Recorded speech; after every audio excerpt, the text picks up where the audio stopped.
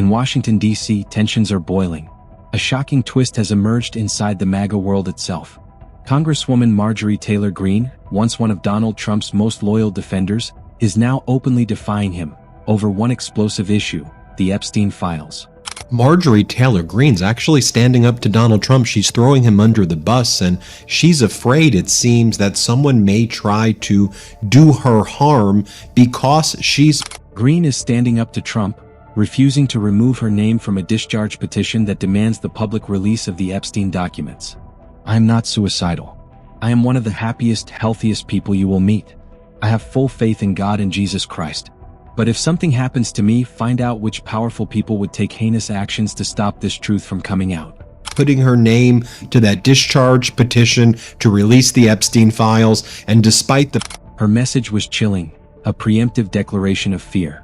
Greene suggested that by defying Trump and pushing for transparency, she might be targeted. That someone's gonna hurt her. Well, I mean, just read what she just posted. Behind the scenes, Trump's allies are reportedly pressuring Greene and others to back off. Names like Nancy Mace, Thomas Massie, and Lauren Boebert also appear on the petition. People in the Trump regime are going to be coming after her and doing her harm. So if something happens to her, she wants the world to know that she's not suicidal because she wants the Epstein files released, and she's not caving to Donald Trump's pressure to remove her name from that discharge. Enter Adelita Grijalva, the newly elected Democratic Congresswoman from Arizona. Her arrival in Washington could tip the scales.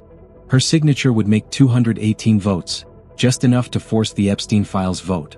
I was elected fairly. Why are the rules suddenly changing? Maybe it's because I'm number 218. But never lifted a finger to do so. If anyone is implicated, then they have the right to clear their name, just as millions of Americans have had to do when falsely accused of a crime. I've had to do that many times, and even had to defend myself against lies and pay massive attorney bills to do it. For example, I was wrongly accused of insurrection and actually had to sit on a witness stand in a Georgia court of law and defend myself and clear my name. Release all the Epstein information by any means possible and return the focus to helping Americans. House Speaker Mike Johnson is refusing to swear her in. Officially, he cites procedure.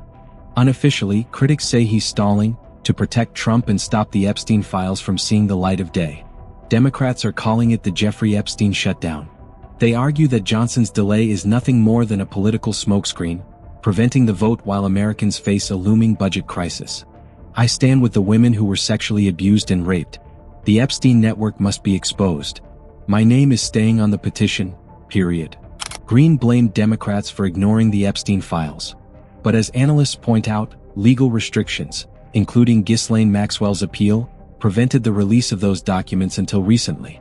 Meanwhile, the Biden administration was focused on healthcare costs, inflation, and foreign policy stability. Then the fracture deepened. Trump called the Epstein files a hoax. Greene fired back. It's not a hoax. Jeffrey Epstein was a convicted pedophile. If it's a hoax, release the files and let us decide. Adding fuel to the fire, right-wing activist James O'Keefe released an undercover video of an FBI agent claiming Epstein had ties to the CIA. The Justice Department dismissed the claim, but the damage was done. Conspiracy and politics had collided. Can you believe the government's about to shut down, all to protect rich, powerful men? They won't even swear in a congresswoman who won 69-29. We found meeting records with Peter Thiel and Steve Bannon. Even a pending trip by Elon Musk. Prince Andrew's name reappears. This network reached across the globe. Donald Trump is in the Epstein files. Now the same Republicans demanding their release have gone silent. The cover-up is deeper than ever. Goldman accused the Republican-led Oversight Committee of burying evidence to protect Trump's image. As the battle over the Epstein files unfolds, it exposes a larger truth about power, loyalty, and the cost of transparency. Marjorie Taylor Greene's stand has fractured her own political base. And the question now echoing through Washington is simple: what are they trying to hide?